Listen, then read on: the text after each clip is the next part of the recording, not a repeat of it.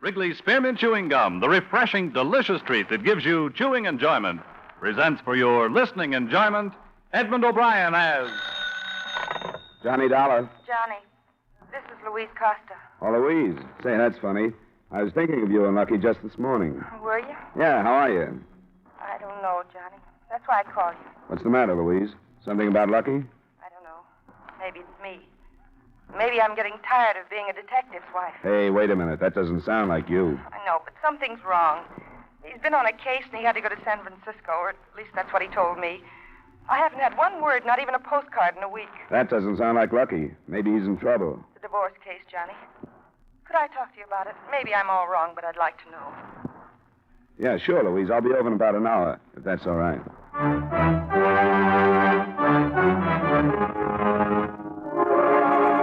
The makers of Wrigley's Spearmint Chewing Gum bring you Edmund O'Brien in another adventure of the man with the action-packed expense account, America's fabulous freelance insurance investigator... Yours truly, Johnny Dollar.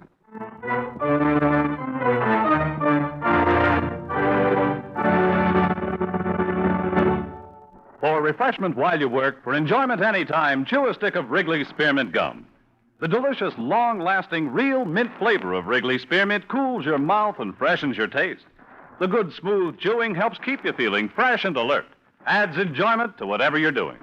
So indoors, outdoors, at work or play, enjoy chewing Wrigley's Spearmint Gum. Wrigley's Spearmint. Refreshing, delicious.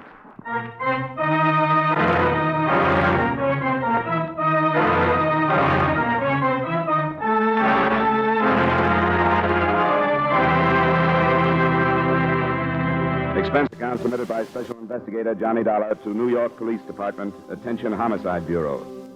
I in no way expect you to honor this statement, but for the sake of convenience, I'll use my regular report form. The following is an accounting of expenditures during my investigation of the Lucky Costa matter. His real name was Frank Costa. I don't know where he picked up the Lucky tag, but he'd had it 5 years ago when both of us were on the payroll of one of the big detective agencies. He opened his own office at about the same time I went into insurance. I got to know him and his wife well, but not intimately, and I liked them both. So when she phoned with worry in her voice, I went over to see her. In a way, I wish I hadn't. Now that you're here, I feel kind of silly and embarrassed. Well, you don't have to talk about anything you don't want to, Louise. Why don't we go to dinner and a movie and forget the detective racket for a while? That doesn't work. I've tried it. Johnny, it's not only this week that I haven't heard from him. Lucky's changed. How? Well, it's nothing I can explain to you. If you'd seen him every day, you probably wouldn't have noticed anything, but it's something that a wife could see. Thing with his eyes when he didn't always looking at him.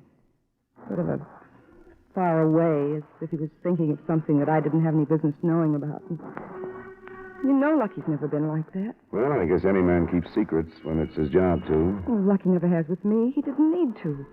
As far as his job went, he's always told me that it did him good to come home and talk things over with me. Even things he really wasn't supposed to talk about. It hasn't been that.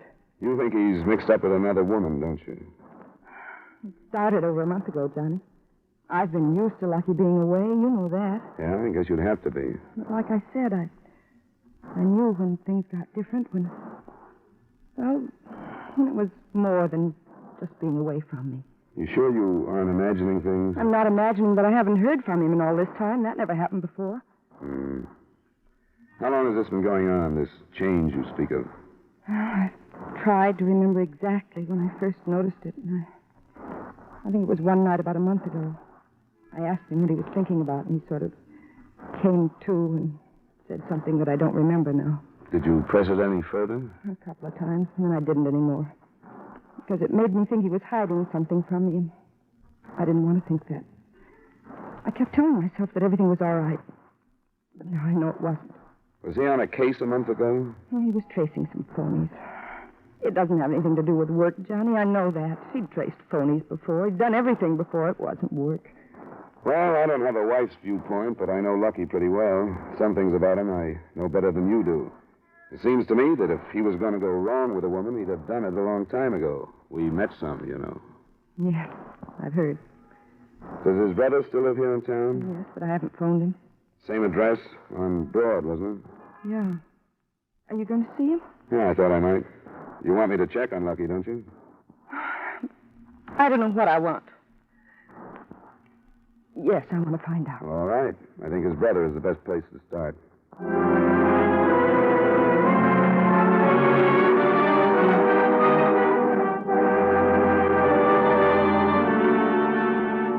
The last time I'd been at the Broad Street address had been for the funeral of the Costa's mother.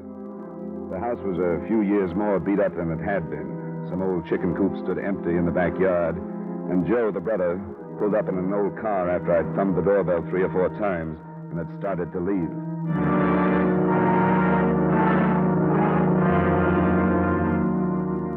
I took the wife and kids over to the park so I could have some peace for an hour or so. Yeah, I almost missed you. I'm glad you didn't, Johnny. It's been a long time.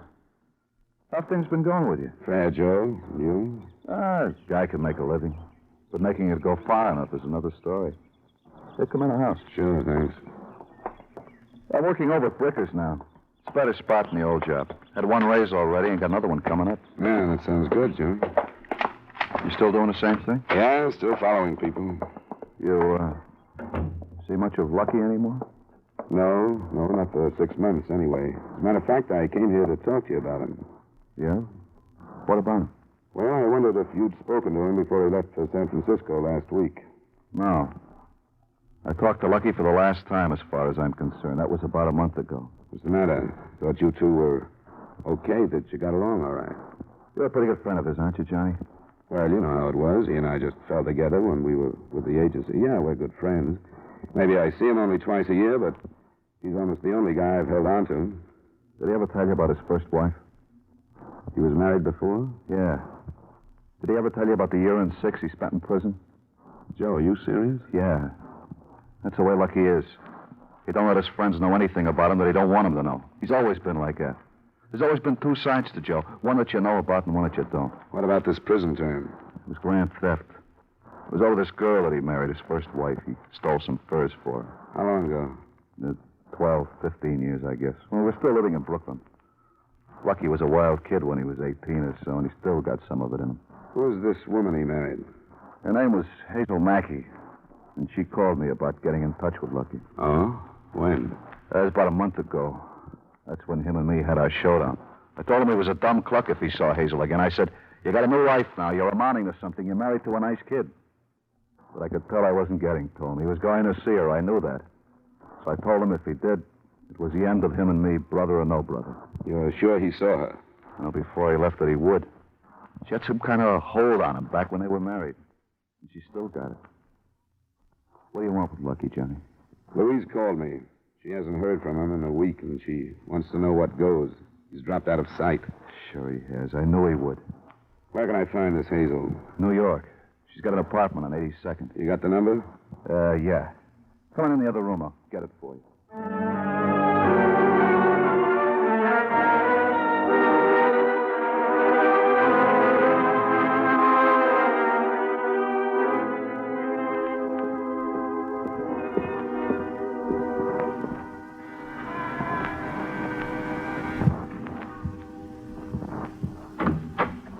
This Hazel Mackey? Yeah. Who are you? My name is Dollar. I'm a friend of Lucky Costa's. Oh, come on in. Thanks. You know where Lucky is? Not at the moment, no. Who are you? I told you he's been missing for a week. His family is worried. I'm looking for him. He's on a case. Is he working for you? Yes. What kind of a case? I don't know that it's any of your business. I need a detective, so I hired him. Is that all right? It would be if he were on the up and up about it, but he isn't. As far as his wife knows, he's in San Francisco on a divorce case. I can't help what he tells his wife. How did you get here? His brother told me about you. I guess his wife doesn't know. I guess that's why he told her he was going to San Francisco. You know where I can reach him? No, not for a while. Do you think I ought to send his wife to the police? I don't see why you should. I will if I don't find out about the case he's on. Hey, what's with this pressure stuff? What's the case? I needed a bodyguard. What for? I was engaged to a guy who was sent to prison. He was there 2 years, and I changed my mind about him. He's out now, and I'm afraid of him. Who is he? You know I don't like you. You got a lot of nerve. None of this is any of your business. I wish you were right, but I've already stuck my neck out and made it my business. So if I don't find out these things from you, I'll find them out from someone else. Yeah, guess you would. His name is George Myers. What makes you think he's going to cause you any trouble? Some of the things he told me when I went to visit him. It's hard to talk sense to a man who's been in prison that long. I tried to tell him how I felt, but he'd blow his top and make a lot of threats. Where is he now? I don't know. Been out a week. And Lucky's trying to get a line on him. He hasn't contacted you yet? No, but he will. When it's over with and we get things straightened out, why, then Lucky can go back to his wife. Now, if you approve, I'd just as soon you'd get out of here. No, a few things don't figure. You answered the door buzzer not like a dame that's afraid of someone coming, but I suppose you're right. It's Lucky's business how he earns his money. I'll tell him you dropped in. It's up to you. Good night. So long.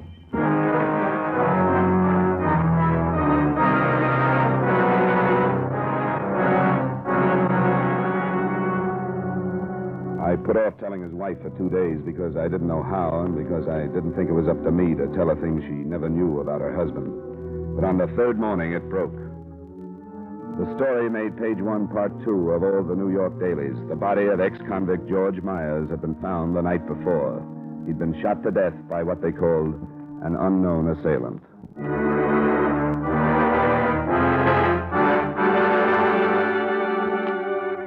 I phoned the brother, Joe Costa, and met him outside Bricker's during his lunch hour.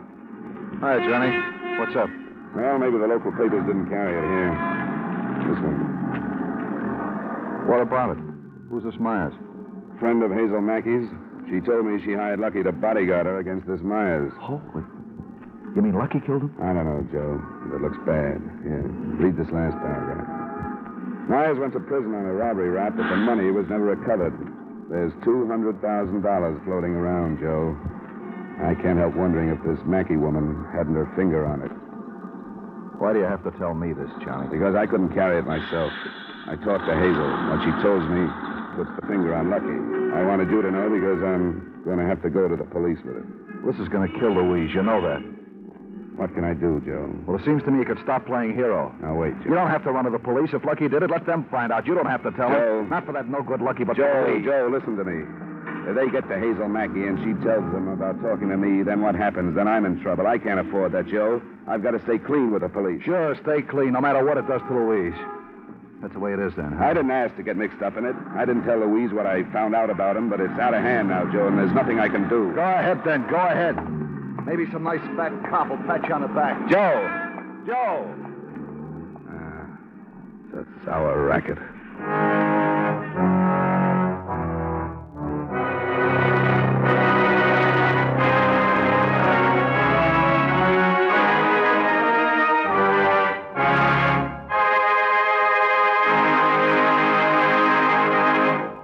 For refreshment while you work, for enjoyment any time, chew a stick of Wrigley's Spearmint Gum. When your mouth feels dry, when you're warm or tired, Wrigley's Spearmint is really refreshing. The lively, full-bodied, real mint flavor cools your mouth, moistens your throat, freshens your taste. And the chewing itself gives you a little lift, helps you feel your best and do your best. So for chewing enjoyment plus pleasant refreshment, chew delicious Wrigley's Spearmint Gum.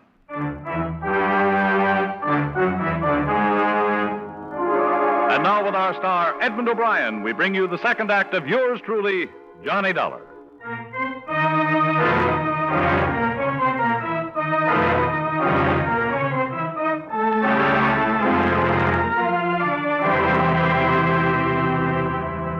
I left Hartford for New York on the 110 that afternoon. When I got there, the later editions reported the usual rounding up of known criminals who were being grilled about the Myers shooting.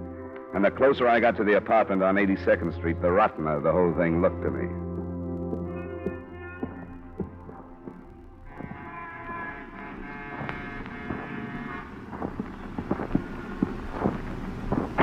Who is... Oh, Come on, open up. hi. What do you want? Where is he now? Lucky? I don't know. I told him to give himself up, but he wouldn't. Did he kill George Myers? Yes, the stupid idiot. How did it happen? Lucky had a room over at the Montclair, and George must have followed me over there. You went across town so you could be with your bodyguard. Yes, And the man you were afraid of followed you. yes. You were either not very bright or not very scared. Go ahead. Well, about 2:00 we came out, and George was waiting in the lobby. He followed us out on the street and started swearing at us. He took a swing at me, and then Lucky tried to stop him. He pulled a gun out of his pocket, and that's when Lucky shot him. That all sounds very neat. What do you mean? Sit down. I've got a theory that I'll try out on you. When I get close, tell me. The $200,000 that never showed up after George Myers' arrest. For a split of that, Lucky agreed to kill him. You're crazy. You hire a detective as a bodyguard. Theoretically, he could kill this man you were afraid of and ride out of it on his license and a self-defense plea. It was self-defense. George pulled a gun. The police didn't find it. If it was self-defense, why didn't Lucky report it like he should have? I wanted him to. We came back here, and I begged him to phone the police. What about the $200,000? I don't know anything about it. You mean it'll be hard to prove that you do? I said I don't know. I take it you haven't phoned the police. No. I know I should, but I just can't do it to Lucky. You know I'm going to call them, don't you? I thought you said you were his friend. Not that good a friend. Oh, what can they do to me? Hold you as a material witness while I try to get some proof together that you dragged Lucky into this. Dragged him into it. I hired him. I told you that. I was afraid of George, and I hired him. And he killed Myers in line of duty, ended in self-defense. Why didn't he turn himself in? I don't know. I wanted him to. You must have given him some reason for not doing it. What did he say? Well, he said that everything was all ruined now and that he'd rather take a chance on getting away. Why was it ruined if he killed in self-defense? I've had to do it. I don't know. Were you going to help him get away? We didn't talk about that. He was like a crazy man, pacing the floor. And then he left about 3:30. Where was he going? He didn't say. Was he going to get in touch with you? Yes. He said he'd try to call. Well, you won't be here to take the call. I want the police to hear your story.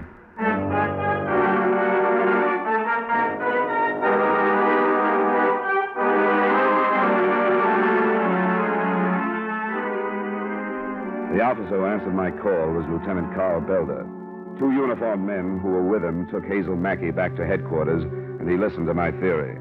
We searched the apartment without finding proof of her holding any amount like $200,000. She had a small savings account, a small checking account, and a stub showed that she had paid Lucky Costa a week in advance. We waited the rest of the afternoon for Lucky to call, and he finally did an hour or so after dark. Go ahead, Dollar. That might be him. Johnny Dollar? Who? This Lucky? This is Johnny Dollar. Don't hang up, Lucky. Why should I hang up? Hiya, Johnny. I'm all right, Lucky. How are you? Fine. Yeah, I can imagine. What was the matter with you? I don't have the slightest idea what you're talking about. How about you explaining yourself? What are you doing in my girl's apartment? She's not lonesome. She's down visiting New York's finest. Why don't you use your head and come on in, Lucky? You kidding? I like it where I am. You still figuring on trying to run out? Sure, it's worth a chance, don't you think, Johnny? If you killed Myers in self-defense, why don't you play it that way? Having this call traced, Johnny? I hoped we wouldn't have to play games like that. I thought if I could talk to you, you'd come to your senses. Can I meet you someplace where we can talk it over? No, thanks.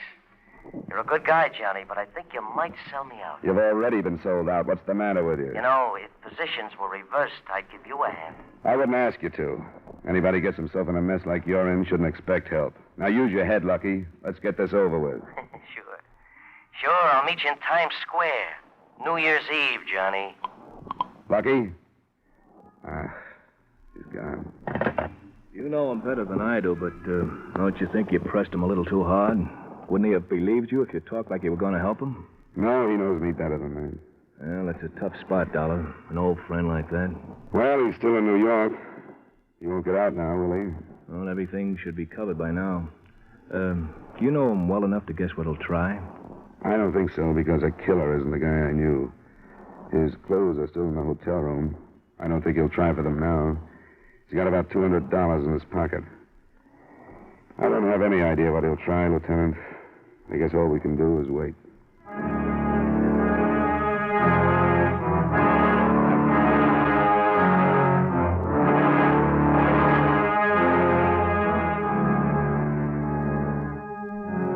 An officer was posted at the apartment, and Lieutenant Belder and I went down to headquarters.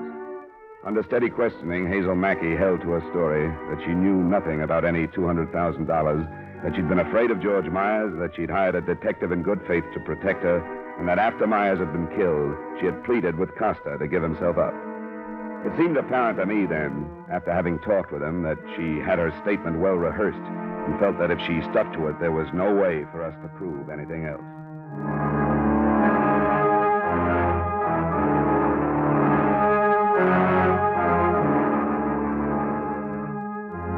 I stayed in New York that night and the next, waiting for something to break.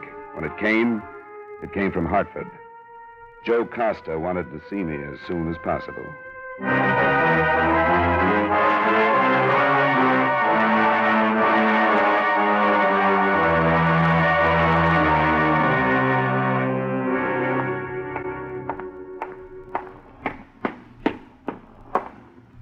Johnny? Yeah, Joe. Come on in. Oh, I got here as fast as I could. How's Louise? Not very good. Sit down. I'm sorry about blowing up the other day, It's all Johnny. right. I didn't blame you. It was a bad time for both of us. You were right, Johnny. All I could think of then was he's my brother. But now it don't make any difference. He's no better than a rat that you got to trap. There's nothing to do but stop him. You're right, Joe. I had to quit my job over him. I couldn't take it the way the boys were looking at me. They wouldn't talk to me. It'll smooth over. What do you want to talk to me about, Joe? Has he contacted you? Yeah, he phoned me. He wants for me to give him some money so he can get away. He needs more than money now. He'll never get out. What'd you tell him? Well, I told him I didn't have any to give him. And that was the time I knew for sure that you were right about him. So when he asked me again, I told him I'd see what I could do about raising some. I told him to call back tonight. I did that so I could sell him out to you. It was the right thing to do, no matter what you think. He wouldn't think twice about pulling you into this mess, Joe. And that's what he did. He asked you to be a party to the killing. Yeah, I know that. When is he going to call? Sometime after 7 o'clock. Does he want you to meet him? Yeah, that's right. With $200. He's going to tell me where when he calls. He's still in New York, isn't Yeah, in Manhattan. he? You want me to talk to him? Yeah, if he gives himself up, I kind of figure they might take it easier on him. It could be. That's a deal, Joe. I'll talk to him. I'd like to see him go in by himself. Well, want a glass of wine while we wait, Johnny? Yeah, that'd be fine. This is some new stuff from my wife's folks. I took her and the kids up to their house to stay till this blows over. You'd think we were all criminals the way people treat us in this town.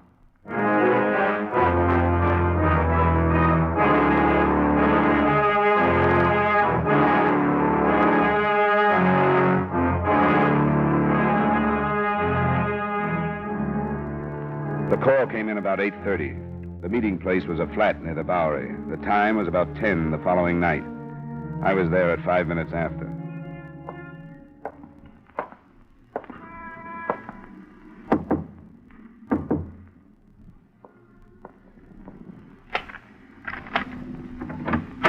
Hi, Lucky. Oh, what's this? Let me in. Nice place you got. You like it better than a home with a wife? Shut up. So Joe sold me out, huh?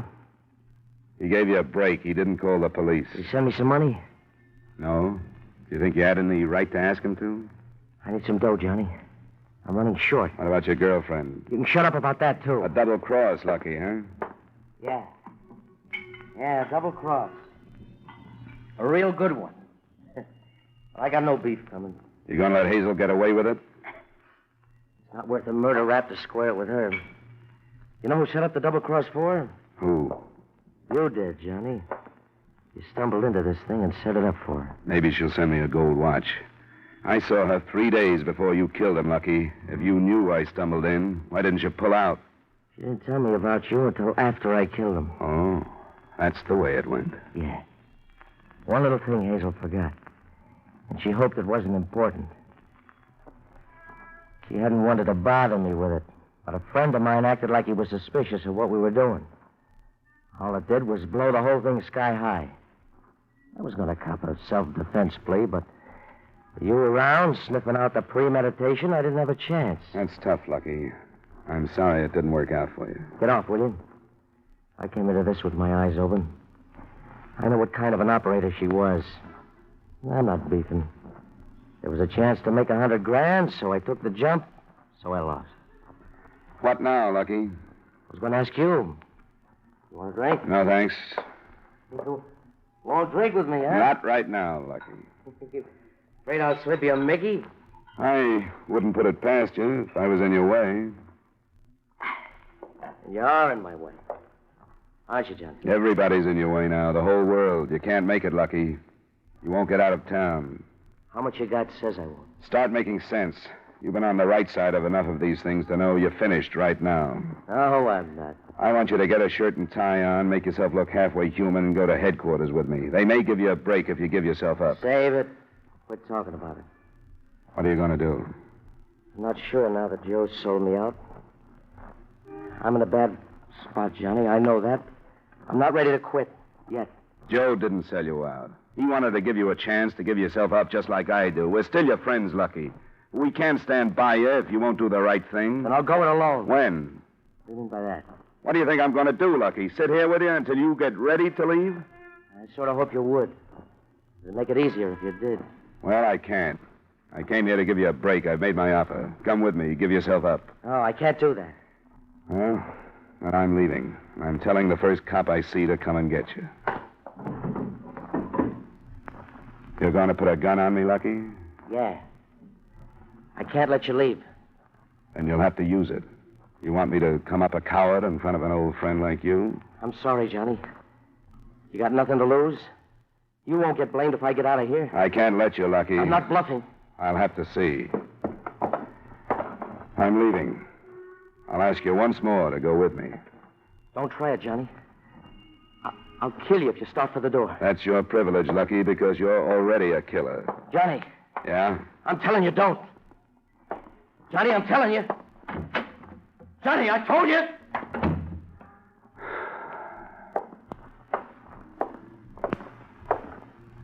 Well, Dollar? He won't give up, Lieutenant. Yeah, we'll take him then. He's armed and he's drunk. But take it easy on him if you can. He could have killed me, and he didn't.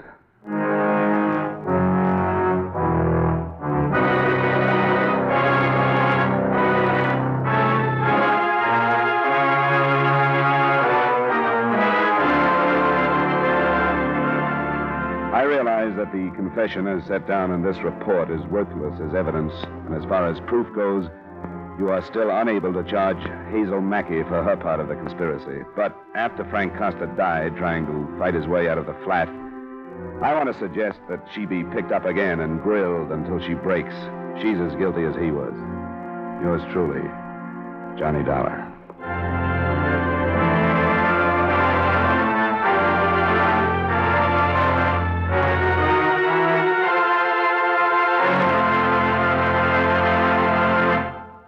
Remember, friends, for refreshment while you work, for enjoyment any time, chew a stick of Wrigley's Spearmint Gum. There's lots of lively, real mint flavor in it to cool your mouth, freshen your taste, and sweeten your breath. And chewing Wrigley's Spearmint helps keep you fresh and alert. You feel better, work better, get more fun out of doing things. So indoors, outdoors, at work or play, always keep delicious Wrigley's Spearmint Chewing Gum handy. For refreshment while you work, for enjoyment any time, chew a stick of Wrigley's Spearmint Gum.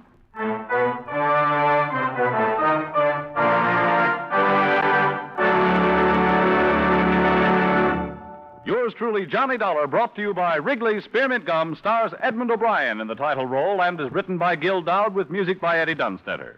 Edmund O'Brien can now be seen starring in the Paramount Pictures production, Warpath. Featured in tonight's cast were Virginia Gregg, Gloria Blondell, Hy Averback, Peter Leeds, and Sidney Miller. Yours truly, Johnny Dollar, is produced and directed by Jaime Del Valle.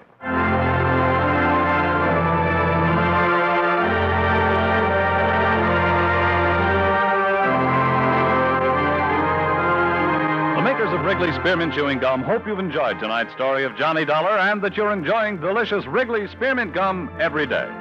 We invite you to join us next week at this same time when, from Hollywood, Edmund O'Brien returns in another adventure of Yours truly, Johnny Dollar. Bob Stevenson speaking. This is the CBS Radio Network.